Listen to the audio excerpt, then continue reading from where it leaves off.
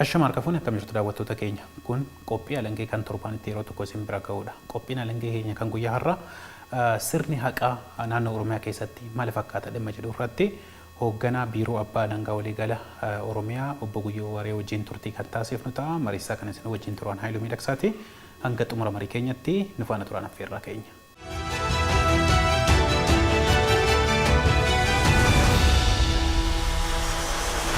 Hoogganaa biiroo abbaa alangaa naannoo Oromiyaa obbo Guyyoo Waree ETV wajjin turtii taasisuuf eeyyama waan taataniif ulfaadha galatoomaa isiniin jedha. Baga keessummaa godhatanii nu affeertan horaa bulaa galatooma. Baay'ee gaariidha. Naannoo Oromiyaa keessatti sirna haqaa mirkaneessuudhaa fi barana maaltu hojjetamaa ture wanta jedhuun haa jalqabnu. Haqaa mirkaneessuu fi hojiin babal'oon hojjetamaa turtee jirti. Garuu gaafiin haqaa waan hojii waggaa tokko lamaan hojjetanii qofaan deebii argataatii miti. Haqa akkuma maqaa isaa haqii dhugaa. Dhugaan ammoo taabbaa dhugaa qabsuniiti. Dhugaa sun barbaadanii biraan ba'uun tattaaffii hojii bal'oo gaafatti. Hojii tan hojjechuuf hojiin babal'oon hojjetamaa turanii jiru akka biiroo teennaatti sirnuma karooraa jijjiirurraa kaafne qophii bal'oo godhaa turre jirra. Fakkeenyaaf riifoormii goone isiin jalqabaa karooraaf sirna karooraati. Pilaaning siisteemii keenya jijjiirre. Haaluma baratameen yoo hojjanne gaafii haqaa uummatee qabu kana hin deebifna jennee waan hin amaniif boqonnaa qophii jalqabu waggaa irratti sirna karoora irratti bilcheessine mari'anne. Sirni karooraa nu hordofnu RBM jedhama. Result Based Management yookaan karoora bu'aa irratti xiyyeeffate. Akka sirna karoora kanaatti aktiivitii miti kan madaalamu bu'aa bu'e. Hojjattee maal buufte waan jedhaan madaalamu waan ta'eef kan wal hubachiisuu irratti ogeeyyii qopheessinee hojjechaa turre jira. Haal bu'uurum kanaan biiroon haqaa yookaan ammoo qaamii haqa tajaajila haqaa kennu tokko amantaa uummataa horachuu fi hojjeta. Nutis bu'aa waliigala bu'aa yeroo dheeraatti galmeessuuf deemnu mul'ata bara 2022 qabnu mirteenne biiroo haqaa amantaa uummataa horattee arguu waan taateef tun bu'aa waliigalaa buusuuf deemnu. Asii gaditti ammoo bu'aa jiddu galeessaa jira kan waggaa 3-4 keessatti milkeessine jennee qaban bu'aawwan kana bu'aa waliigalaa yeroo dheeraa yoo jennu yeroo isiitiin yeroo dheertuu jenna.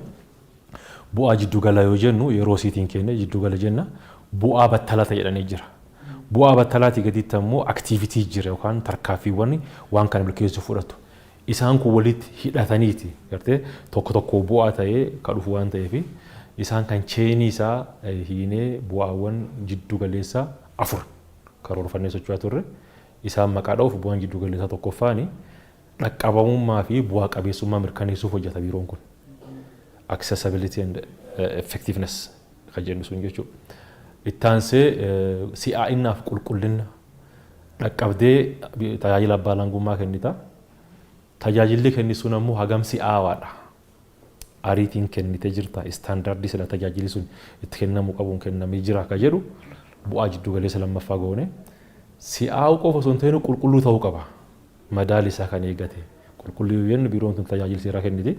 Tajaajilli kennamu kun hagam bu'uura seeraatiin kenname kan jedhu hin madaalama kun bu'aa jiddu galeessa lammaffaa ta'ee jira. Inni biraa gaarummaa bulchiinsa keessootii fi dandeettii raawwachiisummaa cimsuun bu'aa biraati. Naamusaa fi bilisummaa abbaa alangummaa mirkaneessuuf hojjechuun bu'aa kana. Bu'aawwan kana afraan adda baafnee hojjechaa turre waan ta'eef karoorumirraa kaafnee maal akka hojjennuuf maaliif akka hojjennu adda baafnee hojjechaa turre kanaan riifoormii jalqabnee tun ammoo bu'aa hedduu buuftee jirti. Saffisaa fi qulqullina akka qabaatu maaltu hojjetamaa jira? Egaa wanni reefuu kaafna afran kun cufaa tajaajilaan ibsamti. Gaafa dhaqqabamummaa haasoftu dhaqqabamtee tajaajila kennu dhaqqabdee tajaajiluu qabatte jechuudha. Gaafa waan qulqullina haasoftu qulqullinaan tajaajilu saffisaan tajaajilu tan of keessaa qabda jechuudha. Kenni tajaajila akkuma biyyaatti akka naannootti rakkoo qabaachuun adda bahee gamaggamamee hojiin hojjetamaa ture jira. Biiroon tun ammoo gama kanaan dirqama dachaa lama qabdi. Tokko tajaajiluu fi kennitu fayyisuu, fooyyessuu, tajaajila qulqulluu kennu, tajaajila si'ataa kennu isi tokko. Inni lammataa ammoo qaamolee biraa reguleeta godhu biiroolee biraa kan tajaajila sirnaan hin kennine reguleeta godhuu gahee qabdi. Kana keessatti ammoo yakka raawwatame qulqulleessanii seera dhiyeessuun gahee biiroo tanaati. Gama kanaan akkuma biirootti xiyyeeffannoo addaa kennine kenniis tajaajilaati hojiin hojjetamaa ture jira. Maaltu hojjetamu kan jedhu jalqaba rakkoon kenniis tajaajilaatiin wal qabatu akka biiroo qabnu maal kan jedhu koree dhaabnee rakkoo adda baafne. Lammata rakkoo adda baasuun ammoo akkamitti hiiknaa kan jedhu itti deemne jechuudha. Akkamitti koree dhaabnee rakkoo adda baafnu kan jedhu fakkeenyaaf biiroon tun duraan chaartarii lammiilee qabdi rakkoo adda baafnu keessaa. Chaartarii lammiilee kun kan waadaa itti uummataa seentu tajaajila akkanaatiif fudhuuftu yeroo haganaa keessaa sii kenna. Ati akka tajaajilamaatti ammoo kana qabattee dhufuu qabdi jettee kan itti uummataa ibsitu waan ta'eef. Kun duraan haa jiraatu malee haaromee uummataa hin ifoomne. Biiroon teenya caasaan godini jiru caasaan aanaa jiru waan kanaaf fayyadaman turre. Kanaaf chaartarii lammiilee fooyyessuun nurraa eegam ture chaartarii lammiilee fooyyessine. Lammaffaa istaandardii tajaajilaa fooyyessine. Tajaajila fakkeenyaaf hayyama wayii fudhachuu dhuftasi nu hayyama sin kennina yookaan ammoo waldaa wayii gurmaa'ee asitti galmaa wayii dhufe yeroo meeqa keessatti tajaajilama yoo guyyaa ta'e guyyaa hagam fudhata yoo sa'aatii hagam fudhata tajaajilama irraa immoo maal eegama kan jedhu kun ifaan kominikeet ta'an turre waan ta'eef kana fooyyessuu sirna kana fooyyessuu irra jalqabne jechuudha. Zeena kan erga fooyyessine immoo kominikeet goona. Kominikeet goonee uummataa ibsine. Achi booda raawwiin isaa kujiggal waan gooneef akkasiin raawwatamu hin raawwatamu jedhu koreen addaa sadarkaa ittaanaan kiyya tokko jira kan dameessanii kanaan hoogganamu asii aanaa godinaatti kan yeroon gabaas fudhatu gabaasii kenna tajaajila haala addaatiin gabaas hojii kan irraa haala addaatiin torbaaniin guyyaa 15 gamaggamamaa akka deemu goone as keessatti ammoo hanqinni jira fooyyessaa dhufne akka biirootti jalqaba ofii akka biirootti haala kanaan inni lammataa tajaajilli amma kennamuu qabu teknooloojiin deeggaramuu qaba. Accessibility yoo haasofnu waa'ee dhaqqabummaa yoo haasofnu yeroo nama kee jiru kun yeroo addunyaan gara dijitaalaa deemu waan ta'eef teknooloojii maxxansitee teknooloojii tajaajila kennuun barbaachisaa waan ta'eef biiroon tun ammoo rakkoon adda baafne keessaa teknooloojiin dudduubaa taftee turte. Infraastiraakchariin teknooloojii sirnaan hin guutamne ture. Kanumti guutameeyyuu hubatamee hojiirra hin oolle ture. Kan adda baafnee rakkoo isaa adda baafnee akka biirootti riifoormii irraa goonee jirra. Kanaaf e-faayilingiin fakkeenyaaf namni bakkuma jiru taa'ee soft coppiin dookumentii isaas kan godhate akka argachuu danda'u. San qofaa miti ammoo qorannaan akka teknooloojiin deeggaramu caasaa keenya sadarkaa gadi irraa kaafnee godinaalee waan kanaan hojii gaarii hojjetan hedduu qabna. Kanarraa kaafnee akkasitti hojjechuu jalqabne. Fakkeenyuma sii kaasuu fi yeroo ammaatti magaalaa Adaamaatti tajaajilli nu kennuun baatanii ilaaluu dandeettu yeroo argattanii teknooloojiin akka deeggaramu tajaajila teknooloojiin deeggaramu jechuun waa hedduu faayidaa qaba. Qulqullinaaf faayidaa qaba, saffisaaf faayidaa qaba. Hanna amma irratti rakkachaa jiru kana hambisuu keessaaf faayidaa qaba waan ta'eef teknooloojii kana gara biirootaan nama madaqsu. Sun qofaa miti teknooloojii sun ammoo sadarkaa biirootti yeroo ammaa as baatee ilaaluu dandeetta. Dookumentii qabnu iskaan goonee soft copy jijjiiru. Dookumentii soft copy jijjiiruu qofaa miti ammoo tajaajila ittiin kennu ogeessa finnee itti hojjechaa jirra. Kanaaf rakkoowwan kan adda baafnee akka biirootti hojii tan hojjechaa turree jirra. Kun hojii gan biirootiin hojjennu. Hojii biraa ammoo kan biiroolee biraa reguleetu godhu hanqinni gamsuun hin dhufamu yakkaan qoratanii shakkamtoota himachuu kan himataman adabsiisu hojii bal'aatu hojjetamee jira galmeewwan hedduun hojjetamanii jiru. Tajaajila kenna tajaajilaa keessatti hanniin jira. Kenna tajaajilaa keessatti mirga nama sarbuun hin jiraata. Kenna tajaajilaa keessatti akka adda addaa hin uumama. Kan abbootiin alangaa kenna alarti ta'anii godinni jiranitti aanaa jiranitti hordofanii karaatti akka deebisan hojiin bal'aan hojjetamee jira. Kanaanis bu'aa galmeessuun jalqabamee jira. Naamusa abbootii alangaatiin wal qabatee hanqinni jiru akkamitti ibsama? Hojiin ta'uu naamusa barbaaddi ogummaan kamuu naamusa mataafii qaba. Professional ethics jennu. Ogummaa fayyaa yoo deemte naamusa ogummaa fayyaa jira. At the same time gara ogummaa seeraa kana osoo dhufte naamusa mataa jira. Kanaafuu ogeessi seeraa tokko seera beekuu qofa osoo hin ta'inu naamusa irra eegamu horatee tajaajiluu qaba. Kun pirinsipilii akka birootis qaba. Kanaaf ammoo seerotas qabna. Code of conduct. Code of conduct qabaachuun qofti gahaa miti. Seerri kun ufiin hojirri fin oolchu. Namaatu hojirri oolcha. Yoo seerri kun cabee argama ammoo maal ta'uu qaba? Caasaan kan hojiirra jiraachuu malee waan jennuun garee naamusa administreeshinii sadarkaa birootti daayirektoreetitti sadarkaa godinaatti ammoo sadarkaa gareetti hundaa'ee hojii hojjetamaa ture jira. Gareen kun hojii akkamii hojjeta? Tokko hojii hubannoo uumuu eenyuuf abbootii alangaatiif. Abbootiin alangaa egaa namni tokko abbaa alangaa ta'ee sirna kana akka makamu adeemsa mataafii qaba. Mana barumsa seeraatii eebbifamee ilqisoo seenee leenjii fudhata. Ilqisoo bakka seenu kanattis ilqisoo instituushii leenjii qaamolee seeraa faqaa asitti waa'ee naamusaa leenji'a. Kun qoftii gahaa miti gaafa seenus ammoo yeroo yeroon abbaan alangaa akka leenjuun godhama. Hubannoo akka horatu yoo rakkoo hubannoo irra ta'e ilaalcha tajaajila haqaatiin wal qabatu rakkoo qabu ta'e akka sheeppi ta'u akka qaramu leenjiin kennama kun kennamaa ture jira. Leenjii kennu kan bir dabartee steeppiin ittaanu gaafa alnaamusummaan raawwatamu tarkaanfii fudhachuun dirqama. Kanaaf gama kanaanis tarkaanfii hedduu fudhannee jirra. Tarkaanfiin fudhannu bifi maali yookaan gosa akkam ka jedhu akka uummatillee beekuu fi abbaan alangaa yoo badii naamusaa raawwatame hin himatama. Gumii qabna asitti gareen naamusa firispeshinii kun abbaan alangaa kan himata. Gumiin ammoo akka mana murtii ta'ee himata kan dhagaha. Abbaan alangaa deebii kennata hin falmata. Badii naamusa sun raawwachuun isaa yoo mirkanaa'e ammoo adabbitti tarkaanfiin irraa fudhatama jechuudha. Kanaafuu adeemsi kan keessa dabarree tarkaanfiiwwan haga ammaatti kurmaan afuraffaa osoo hin dabarreetiin kurmaan sadaffaa qofa abbaa alangaa 57 irraa tarkaanfii fudhannee jirra. Tarkaanfiin fudhan kun bifaan yookaan tarkaanfii akkam yoo jedhamu hidhuu kaasee abbaa alangaa hidhuu hiinee waggaa 5 murteessifnee jirra waggaan abbaa alangaa magaala tokko malaammaltummaa keessatti hirmaatee waan argameef. Hojiirra ari'uu dabalata.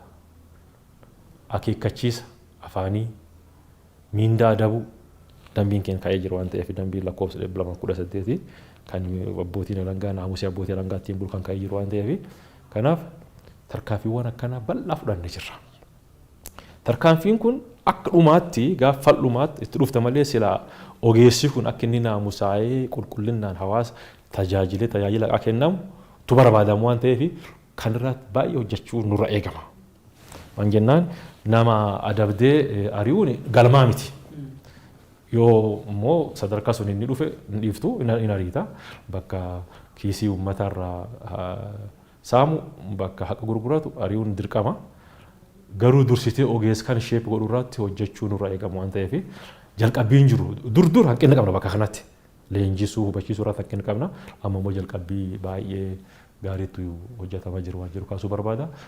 Naamusa abbaa alangaatiin wal qabatee aanaa haga asitti sadarkaa naannootti tarkaanfiiwwan gargaraa fudhachaa turre jirra. Mala ammaltummaa ittisuudhaa fi akka naannoo Oromiyaatti maaltu hojjetamaa jira keessayyuu pirojektoota gurguddoo addaan kutuudhaan wal qabatee. Miidhaan mala ammaltummaan qabdu haasofnee fixuu hin dandeenyu. Sirnaaf balaa mala ammaltummaan waa hunda tan akkas rakkoo qabdii miidhaa akkasii qabdii hedduu tarreessuu dandeenya. Sun keessaa sirnaaf balaa sisteema jeexxi.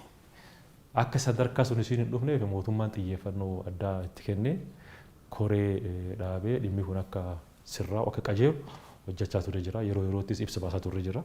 Biiroon teenya immoo akka inherently maandeetii qabu waan ta'eef hojjechaa turre jira. Gama kanaan waa hedduutti hojjetamaa ture. Dhimmoota irratti hojjetamaa ture dhimmoota bal'oodha. Fakkiin nuti kaasuuf dhimma ammattikaaf dhimma piroojeektiitiin wal qabatee qorannoowwan gaggeeffamanii hin jiru.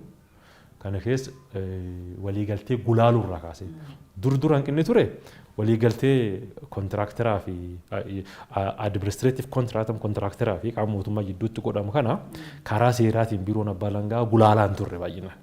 Yoo rakkoon uumamu qofa yookaan kontiraaktarri hojii adda dhaabee yookaan waa'ee kaffaltii irratti saamu yeroo rakkoon uumamu as dhufatu. Amma isiin haftee jalum qabarraayyuu waliigalteen sun gulaalamtee akka ulaagaan seeraa guutamuu hin guutamne ilaalamtee akka hojii galu hojjetamaa ture. Kanaan rakkoo hambisuun danda'amee jira. Yoo rakkoon uumamtu immoo abbaan alangaa jalqaba mootummaa bakka bu'ee uummataaf mootummaa bakka bu'ee fedhii mootummaatiif uummataa kabachiisuuf dirqama qabu waan ta'eef rakkoo sun tooftaan isiin ittiin furamtu keetta. Tokko kan tarkaanfii bulchiisaatiin akka furam gootu jira. Inni tokko ammoo kan mana murtiitti wal himattee wal falmitee gootu jira. Kun hojjetamaa ture jira. As keessatti gochi mala ammaltummaa karaa adda addaatiin mul'ata. Ogeeyyii biraatiin mul'ata. Aangawoota biraatiin mul'ata. Abbootii qabeenyaa biraatiin mul'ata. Kana qorannee tarkaanfii fudhachaa turre jira. Tarkaanfii fudhannu nam himannee hiisisuu qofa osoo hin ta'in qabeen sun siis gootee yookaan qabeen sun dhorkisiiftee mootummaa galii goosisuun hojjetamaa ture jira. Gama kanaan xiyyeeffannoo hedduu kennee hojjechaa jirra. Piroojeektii qofaa miti yoo hedduun kaafnaa bulchiinsa lafaatiin wal qabatee rakkoo hedduun mul'ata. Kanaaf akka biirootti fi akka koree farra mala ammaltummaa akka naannoo jiruutti baraana tooftaa addaa fayyadamnee qorannoo jalqabne. Tooftaan kun maali? Biiroo teennee eeruun eegannu biiroo lafaa deemnee galmeewwan jiran sakattaane adeemsa seeraa meeqaatti eeggatee kenname. Fakkeenyaaf piroojeektiin investimentii tokko kennamte pirooseejarii seeraa eeggattee kennamte moo hin kennamne. Kenniisii lafa tokko ta'e akkamitti kenname kan jedhu tiimiin Komishinii Poolisii irraa biiroo abbaa alangaa irraa gareen hundaa'ee magaalota filannee qorannoo gaggeessaa turre jira. Kun tooftaa duraan hin baramin. Durii wanni beekama. Namni biiroo taa'ee odeeffannoo sii dhufa odeeffannoo sun ka'umsi godhattee qorannoo gaggeessita. Amma kana jijjiirra jira. Lafuma kaanee qorannoo gaggeessuu kaapasitii akkasiillee waan horanneef hin qoranna. Asirra argannoo isaarratti hundoofne tarkaanfii hedduu fudhachaa turre jirra. Bu'uurum kanaan qarshii miiliyoona 100 ta'an tilmaaman jechuudha. Gatii liizii lafa dhorkisiifnee qorachaa turre jirra. Qarshii miiliyoona 200 ol mootummaaf galii akka ta'u goonee jirra. Gatii liizii lafaatiin wal qabate jechuudha. Piroojeektiiwwan karaa irraa goran hedduu isaanii akka daandii deebi'an goonee jirra. Lafa seeraan ala uummataaf mootummaa irraa qabame kaazinaa mootummaatti akka deebi'uu fi faayidaa mootummaatiif uummataatiif akka oolu goonee jirra. Gama kanaan bu'aa baay'eetti galmaa'e. Jalqaba waa'ee karooraa sii kaasu karoorri keenya dhaqqabnee qorachuu bu'aa buusu jennee jirra. Dhaqqabnee qorannee akkanaa bu'aa buusaa turre jirra. Bu'aa buusaa jirra jechuudha. Which means qabeenya karaa seera alaatiin mootummaaf uummata irraa saamamee harka namoota dhuunfaa galee mootummaaf galii godhaa jirra. Lafa karaa seera alaatiin mootummaaf uummata irraa saamame dhorkisiifnee baankii lafaa kaazinaa mootummaatti akka deebi'u godhaa jirra. Kanaaf karoora keenya kan jennu sun miitu godhaa jirra jechuudha. Dhaqqabnee qorannee immoo bu'aa buufnaa bu'aan buufnu kanaan madaalamaa jechuudha. Kan qofaa miti malaammaltummaan kun baay'een egaa malaamaltoonni hattoonni qabeenyi ittiin horatu. Namni hatu kun qabeenya horatee akka namni biraallee fakkeenya badaa godhatee hin fudhanne qabeenyi isaa kan mootummaaf akka inni dhaalan godhaa turre jirra. Bu'uura kanaan konkolaattota 13 olii motorsaayikilii dabalatee xaa'oo simintoo wantoota hedduu gabaas kennu irratti yoo hedduu kaafnu mootummaaf kun haga baatii 9 qofa. Kanaaf gama yakka malaamaltummaa ittisuutti hojiin akkana hojjetamee jira. Kun tarkaanfii fudhata. Garuu yakki malaamaltummaa ittisuun tarkaanfii kana qofaanii miti jennee namannu. Hubannoo uumuun hin barbaachisa. Jijjiirra amalaa fiduun hin barbaachisa. Jijjiirraan amalaa barsiiftee dhaloota ijaarte ta'uu qaba. Maan jennaan rakkoon irra teennee waan isii haasofnu suni waan guyyaa tokkoon dhalatee miti. Gartee akkumuleeshinii bareedduuti. Walitti daddaramtee ilaalchaan haa ta'u gochaan haa ta'u walitti daddaramtee asiin nu geette. Rakkoo sana immoo bu'uura irra diiguu fi ilaalchi jijjiiruun barbaachisaa. Kanaaf leenjii kennuun barbaachisaa. Qorannoo adda baafanne tanarratti hundoofnee leenjii qopheessaa jirra. Fakkeenyaaf naannoo waajjira lafaatti leenjiin akka biiroo kennaa jiru jira.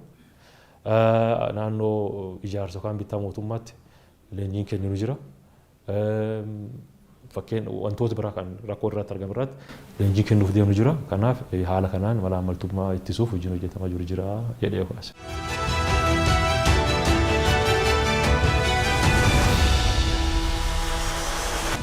Dhiifama sirreeffamtoota seeraatiif taasifamu wal qabateeti akka naannoo Oromiyaatti maaltu hojjetamaa jira?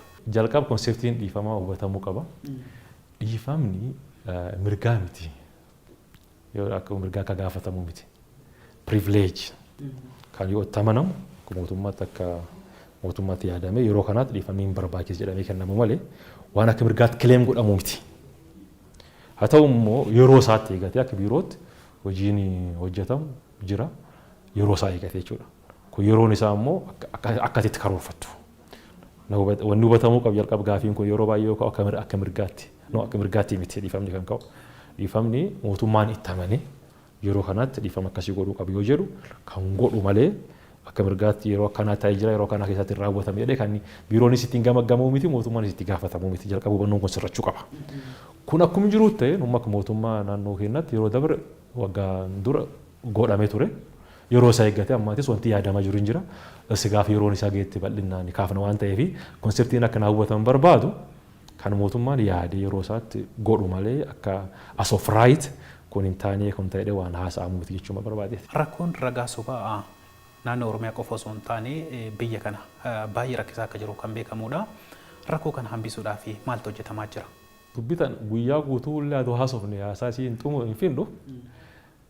Ragaan sobaa amma balaanii sirnaqaa tokko ragaa sobaati. Ragaan sobaa bifa hedduu qaba. ka afaaniin dhufanii sobaniin jiraata. Ka dookumentiin oomishamee ragaa sobaa ta'ee dhiyaatu hin jiraata. Amma ka afaaniyyuu caalaa dookumentiin bakka adda addaatti produce ta'ee oomishamee soba ta'ee yoo dhiyaatu mul'ata.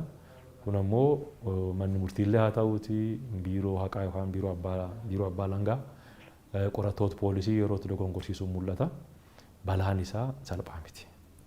Jalqaba sobii dhiyaatu kun dhugaa dabsa. Namni tokko dhugaa qabatee haqa barbaadachuu yoo dhufe kan biraa ammoo namichi biraa ammoo ragaa sobaa qabatee yoo dhufe sobi sun hin mul'ata. Ragaadhaa chaappaa qaba. Mallattoo hoogganaafa qaba. Haqa kan dabsa. Kanaafuu namtichi haqa qabsuun miidha. Inni lammata miidhaan ammoo akka uummatii amantaallee sirna qarra dhabu godha. Akka uummatii amantaa sirna qarra dhabu godha. Kanaaf ragaan sobaa balaan isaa hedduu gamidduun kaasuu dandeenya. Dhugaa dabsuu, amantaa dhabsiisuu sirna qaa keessatti gaheen isaa salphaa miti. Kana furuufi falii hedduun jira. Fala kan keessaa falii jalqabaa mana murtii aadaa fakkeenya naannoo Oromiyaatti manni murtii aadaa hundaa'ee jira. Ragaa sobaa hambisuu keessatti gahee olaanaa taphata jedhamee yaadamee manni murtii beekamtiin kennameefi akkasumas gahee hedduu taphachaa jira. Akkamiin gahee baha yoo jennu mana murtii idileetti himataa fi himatamaan gandi isaaniitii ba'anii abbaa seeraa biiroo jiruu dhufanii namuu haqa qabnu jedhu afaaniin ibsata ragaatti dhiyeeffata. Mana murtii aadaatti maanguddoon mana murtii aadaa hawaasuma keessa jiraatti eenyutu dhugaa qaba eenyutu dhugaa hin qabne hin beeku jechuudha. Takka tan. Lammata immoo sirni kakuu achi jiru sirna kakuu aadaanis wal qabatu waan ta'eef amantaanis ceera fokko yookaan safuu jenna tanaanis wal qabatu waan ta'eef namni hayyuu gosaa qaalluu jaarsi beeka dur dhaabatee sobaa fi kakachuuf itti ulfaata. Namni cufa akkas godhu jechuullee baanu. Namni baay'een jaarsi beeku, hayyuu beeku yookaan ammoo qaalluu beeku dur dhaabatee sobaaf kakachuuf itti ulfaata. Kanaaf sobaanuu baay'een kakatamaa jedhamee yaadamu. Kanaaf tendesiin yookaan carraan dhugaa baasuu gam kanaan guddaa jennee kaafna. Inni biraa seerumti manni murtii aadaa fayyadamu seera aadaati. Piroosijeriin seera aadaati. Oromoon gaafa amma seerri idileetti fayyadamu kun laftan hin dhufin seerum ittiin bulu mataa fi qaba. Seerri kun piroosijerii mataa fi qaba. Adeemsa amma seerri idilee keessatti piroosijeraan loo jennu jira. Seerri deemsa falmii akka jenna, seerri deemsa falmii hariiroo hawaasaa jenna, then sabistaantiif loo jennu jira. Kan cuuf duruu qabna. Ni fakkeenumaa fi Oromoo keessatti piroosijerii tokko siyaa kaasu. Akkaataatti dhugaan bahuun yoo yeroo sirra fudhachuu namaattu wal dhabe bakka dhibii wal dhabe jennaan tokko mataan urate mataan boroqu sanin urachuu boroqu fiigee durii maanguddoon Oromoo gaaddisoo oolti fiigee maanguddoo yookaan jaarolee gaaddis jirtu dhufe kunoo na tumee mataan na borossee an du'ee iyyaa dhufe du'ee na dhaanee na ajjeesee kunoo mataan dhiigaa tirriyaa jedhee iyye achi akkasi mee namticha wal diddeen asin jiru bakka sun jira. Ati lubbuu nu dhufte kaat wal diddeen duuyyuu hin beeknu mee inni dhufu xiqqoo haa eenyuuti jedhanii dubbitu sii galte. Ati lubbuun jiraattee mataan si boroqee dhufte kaat wal dhabdeen sun lubbuun jiraatu hin beeknu jalqaba isa eenyuuti. Asirraa hunda barattu maali? Akkanumaan lafa kaanii waan murteessu. Gam madaalee waan murteessaa jechuudha jaarsi. Piroosijerii eegataa jechuudha. Kaa himatu qofa hin dhaga'u himatamaa illee hin dhaga'a jechuudha. Beesii galte. The right to be heard amma asoomni sana duriyyuu qabna. Fakkeenyaaf mirgi dhagahamuu nama murtiilee yoo dhuftu namni tokko himate jalqabaa heeraan ta'ee jira.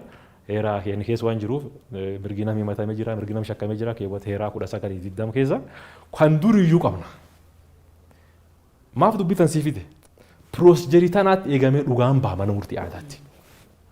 Gaafa labsii mana murtii aadaa labsii 240 bocnu seera aadaatiin fayyadamanii gaafa jennu piroosijerii akkasiin dhugaa baasaniin waan qabnuuf kan qabaachuu waan beeknuuf kanaaf seerii hunu dhugaa baasa.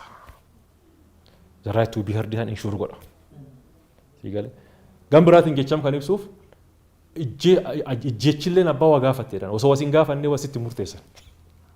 So seerumti akka Oromoo qabnu seerumti xabboo xabaa birraa dhufee indigenous knowledge nu jennu kun dhugaa baasa waan ta'eef ragaa sobaa kana xiqqeessa. Tokko mana murtii aadaa fayyadamuun dhimmoota araaraan fixachuun gama kanaan ragaa sobaa xiqqeessuuf gahee qaba. Ragaa sobaa xiqqeessuuf ammoo teknooloojii fayyadamuun manneen murtii idilee yookaan biiroon abbaa alangaa biirooleen qabnu kun teknooloojii fayyadamuu qabu. Teknooloojiin sobaa xiqqeessuu keessatti gahee mataasii waan qabduuf kan sirreessuun hin barbaachisaa waan jedhu kaasuu barbaada. Ragaan sobaa qorumsi cimaadha. Yeroo ammaatti keessumaa kan dookumentiin qophaa'ee dhufu kan foorjii hojjetamee dhufu mirga namni hin qabne abbaa mirga hin ta'in mirga horachiisa. Abbaa mirga qabu mirga dhorkisiisa. Kun deemee ammoo yakka biraatiifis balaa ta'a. Because namni sobaa mirgi fidhabe filannoo biraa yaaduun isaa naafuu yakka biraatiifis ka'umsa waan ta'eef isarratti hojjechuun isanis akka miidiyaatti nullee akka qaamolee haqaatti hojii jajjabduun nu eegataa jechuu barbaada. Biiroon Abbaa Alangaa Waliigala Oromiyaa seerota adda addaati wixineessaa kan ture bara kana keessatti seeronni akkaataa kanaan wixineessamanii ba'an baay'eedha. Labsii manneen murtii aadaa akkasumas labsii bulchiinsaaf itti fayyadamiinsa lafa baadiyyaa akkasumas labsiin bulchiinsa investimentis barana kan baanidha.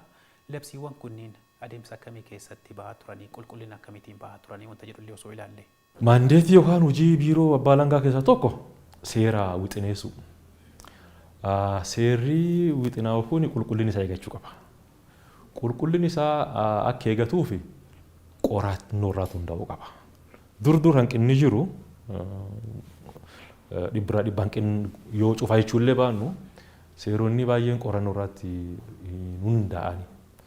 Amma tun akka furamtuu fi seerri bahu labsiin wixinooftu. Seera caffee baasaa nu wixineessinee dhiyeessina. Labsiin wixinooftu qulqulluu akka taatuuf qorannoo irratti akka hundooftu hojiin hojjetama. Fakkeenyaaf labsii investimentii bara kana jijjiirree turre labsiin investimentii ta duraan turte labsiin 138 waggaa 10 dura kan turte. Labsi sun baasuun duru qorannootti qoratame. Rakkoon naannoo tana jirtu maali? Kan qorannoon tun adda baafte. Rakkoon adda baattuun inni tokko seera baasuu qofaan taatu furtuu miti. Sabab seeruu jiroo dhabeef ta'uu uumamtee jira kana furmaatii isaa seeruun jiru jiroo jechuudha. Baay'inaan ammoo seerri jiru kun seeram yeroo waliin hin deemneef gaafii diinagdee amma yeroo tun qabdu waan hin deebifneef seera jijjiiruun barbaachisaa ta'e achirraatti hundoofne labsiin investimentii akka fooyyofte taate. Labsii bulchiinsa lafa baadiyyaa fudhachuu dandeetta. Qabeenyi akka Oromoottis akka biyya tanaattis baay'een nu qabnu lafa. Qabeenyi lafaa tan sirnaan bulchuun ammoo barbaachisaadha. Sirnaan bulchuuf ammoo seera itti qabaachuun dirqama. Labsiin lafa baadiyyaa labsiin 130 bara 1999 baate. Which means waggaa 14 dura. 14 naannoo suniin dura. Tokko turtii irra kakaate gaafii amma jirtu tana gaafii hawaasii amma qabu diinagdee wal qabatee karaa adda addaatiin lafarraa qaban kan deebisuu hin dandeenye. Lammata immoo labsisuun keessatti land using conceptiin land using hin turre. Lafa qabnu maaliif fayyadamna akkamitti fayyadamna kan jedhu hin turre. Lafa immoo akkamitti fayyadamnettee seeraa yoo hin bulchin rakkoo jechuudha. Rakkoo tan furuuf akkuma reefu isin jechuun qorannoon geggeeffamte labsiin sun fooyyuuf. So piroosijariin labsiin kenname ittiin bahaa jirtu gargaafii ta'ee dhufuuf jalqaba qorannoo qoratama. Achi booda isteeppii yookaan tarkaaffii seerii tokko itti wixinaa kamuun deema. Heeringiin hin geggeeffama. Yaadiin fudhatama jechuudha. Yaadii fudhatamu suniin booda ammoo isteeppii itti aanutti ammallee irra deebiin ilaalama. Zeen koree dhaabbii caffee haseeraaf bulchiisaatiin dhiyaata. Achiin booda caffee dhiyaate akka mirkanaa'u ta'a. Kun qulqullinni seeraa keessatti gahee olaanaa qaba. But kun indii miti. Seerri baay'uun hojiirra ooluu qaba. Seerri baay'uun hojiirra oolu moo hin oolle kan jedhuun lama gahee biiroo teennate. Dur wanni nun hojjenne haga ammaatu hojjenne hin beekne bara kana malee hojjenne hin beekne hojiirra oolmaan seeraa hin qoratamtu. Labsiin hin baati, dambiin hin baati, hin ta'etti hojiirra ooltu moo hin oolle. Fakkeenyaaf labsiin daldalaa wal qabatu jirti, dambii daldalaa wal qabatu jirti. Hagam hojiirra oolaa jirtu moo hin jirtu kan jedhu maandeetii biiroo tanaa yookaan aangoo biiroo tanaa taatullee hin ilaalamu turre. Bara kana san jijjiirree yoo xiqqaate biiroolee 4 seeronni isaanii hagam hojiirra oolaa jiru jennee seerota isaanii qoranne qorannoo sanas manaajimentii mirkaneessine seerri isin qabdan kana kan hojiirra oolchaa jirtanii kan hin jirtan jennee biiroolee ergine jira qorannoo sana. So seerri bahuu qofaa miti yoo hojiirroolee rakkoo sila furuuf yaadam sun furu waan ta'eef tanaallee hojjechaa jirra. Seer qulqullina isaa eeguun tokko piroosejarii isaa eeganii baasuun qabxii lammaffaati. Zeen hojiirri isaa oolmaa isaa hordofu bakka hojiirri oliitti seerri cabee argametti ammoo tarkaanfii fudhachuun sirrii waan ta'eef akkanaan sirni ijaarama. Sirni seeraa akkasiin ijaaruu jirra jechuu barbaade. Hubannoon seeraa karaa abbaa langaatiin akka kennamu beekamaadha. Hojiin hubannoo uumuu kuni bu'aa akkamii buusaa jira? Hubannoo seeraa bal'inaan kennama. Bal'inaan hubannoon seeraa amma aanaalee fagoo jiranillee yoo deemte godinaalee yoo deemte hubannoon seeraa hin kennama. Miidiyaa naannoo sun jiru fayyadamanii fakkeenyaaf bakka FM jirtutti FM fayyadamanii bakka miidiyaan hin jirretti ammoo koruu uummataa kan uummatii walii qabamee fayyadamanii dhimmoota adda baafatanii hubannoon seeraan kennama. Dubbiin rakkoo nama hubannoo seeraa kennuu qofa osoo hin ta'in bakki itti gaaffii qabnu hubannoon sun hagam hubatamtee bu'aa buuftu kan jedhu madaalaa deemuu irratti gaaffii jira. Isirratti hojjechuun nu gaafata. Hubannoo bal'inaan kenneen amma lakkoofsa nama hubannoo seeraa kenninee fi gabaasa jiru baay'ee ol kaadha. Yaamuufus rakkisa. So nama hagamitti hubatee fakkeenyaaf gandi tokko keessatti waa'ee buttii irratti hubannoo seeraa yoo kennite fakkeenyaaf naannoo sun toonni akkasii cimtee jiraattaate yookaan hanni irratti hubannoo seeraa yoo kennite kiraayim indeksiin hagam hir'isee ammoo madaaluu qabda. Bara kana hubannoo seeraa kennitee jirta. Gandi kanaatti atu jalqaba istiraatiijikaalii kennuu qabda. Eessaatti maal hubachiisaa beekuu qabda. Zeen bara kana bakka kanaatti hubannoo akkanaa kennee jira. Kurmaan ittaan ammoo jijjiiramee dhufu maal kan jedhu madaaluu barbaachisa. Isiitti ittiin deemamee baay'inaan. Hanqina nama qabnuuf akka biiroottis kaafannee gamaggamnee daayireeshiniitti kennin keessa hubannoo bal'inaan kennina. Hubannoo abbaan alangaa gabayaa keessatti maayikiroofooniin hubannoo seeraan kennaa. Bakka kooruu uummataa namni itti walqabameetu hubannoo seeraan kennaa. Nulleen yeroo baay'ee miidiyaarra kanuma waliin haasa'uu jiru kanallee dabalatee uummataaf miidiyaallee baanee hubannoo seeraan kennina. Garuu ispeesifikaalii hubannoon sun bu'aa maal buuftirra madaaluuttu nu haafa isiin hojjenna waan jedhu asumaan kaafachuu barbaada. Hubannoon seeraa immoo akka maandeetiitti bal'inaan kennamaa jira. Gama kanaan baay'ee kennuu irratti hanqinni baay'ee hin jiru. Baay'ee gaariidha. Gaaffiiwwan koo xumuree jira. Akka waliigalatti dhaamsa waliigalaa kan akkamii qabdan? Galatooma carraa kanaa nu kennuu fi dhaamsii waliigalaa nu qabnu sirni jaarraa seeraan jaarraa. Sirni seeraan jaarraa immoo uummataa wal gargaarree jaarraa. Uummatii keenya haa nu gargaaru. Qaamolee haqaa biraa dhaabbatu jennu akkamiin? Fakkeenyaaf akka malaamaltumaatiin wal qabatee odeeffannoo kennuuni. Odeeffannoo kennee immoo odeeffannoon kennu sun eessaan baate jedhee faana deemee gaafachuun. Bakka akka ragaa barbaadameen ragaa kennuun. Qabeenya bu'aa yakkaa yookaan bu'aa hanna ta'e eeree akka inni mootummaa galu godhuun. Gam kanaan akka nu gargaaru. Dhimma hariiroo hawaasaa irratti hojjenna. Dhimma hariiroo hawaasaa jechuun kan fitaa beerii jennu kana kan namni dhuunfaa yookaan mootummaa walii matu kana kanarraattis abbaan alangaa mootummaa bakka bu'ee hin falma. Kanarraattis qaamoleen ragaa nu dhiyeessuu qaban ragaan akka argamu akka wal deeggaru. Waan jennaan naanna'ee mana murtii dileettis abbaa alangaa dilee biraattis wanni baay'een ragaani. Ragaan qulqulluun hagam dhufe murtiin qulqulluunis kennama. Kanaaf kanarraatti uummatii akka nu bira dhaabatu dhaamsi dabarsina. Inni biraa isinis akka miidiyaatti akkuma amma godhaa jirtuun kan waan uummatni hubachuu qabu. Waan uummataa ibsuu qabdan yeroo hubannoo seeraa uumuun kan waan ta'eef faana buunee akka waliin hojjennu kan jedhu kaasa akka caasaa keenyaatti jabaannee haqaan uummata keenya tajaajiluuti. Gatiin haqaa maaliin tilmaamamu? Haqa jechuun dhugaan ilmee waaqaati. Gatii haqaa waaqaan namaa kenna. Gaafa haqaatu uummata kan tajaajilte waaqii dhugaan si gargaara. Kanaaf akka caasaa ijoollee abbootii alangaan hoogganuuttis dhaamsi dabarsu haqaan dhugaan uummata keenya tajaajilu haqaan tajaajiluun chaalenjii qabaachuu mala. Chaalenjiin fedha jiraatuuti dhugaan hawaasa keenya tajaajilu abbootiitiin horsee bulaa qotee bulaa daldalaa namni nu burdhuuf kamiyyuu haqaaf seeraaf sirna tajaajilu akkasiin sirni seeraa cimaa jaarree biyyi jajjabduu jaarree dhaloota dhufuuf dabarsinaa waan jedhu dabarsuu barbaada. Horaa bulaa galatooma.